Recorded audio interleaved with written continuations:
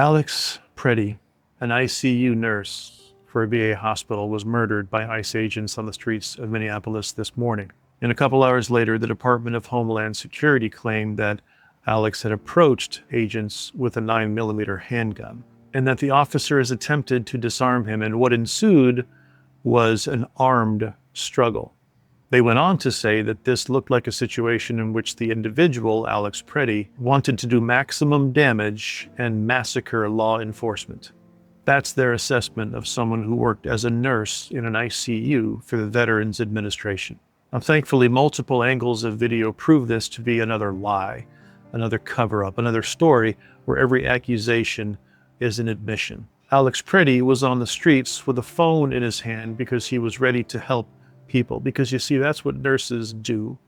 Nurses are helpers.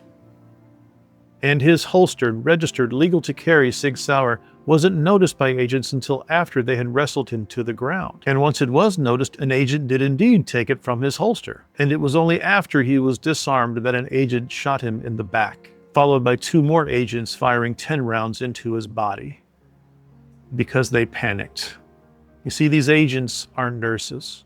They're not helpers. They're not even close to being professional law enforcement who know how to engage with someone that they want to disperse or detain or even arrest. No, they aren't helpers. They are masked, anonymous, undervetted, poorly trained, and accountable to no one other than a fascist regime who will lie for them. And they should not be running wild on our streets. But they are here in America because so is tyranny, which requires your obedience because that's what teaches power what it can do. And the powers that be right now want to do maximum damage. And we need all the nurses we can get right now.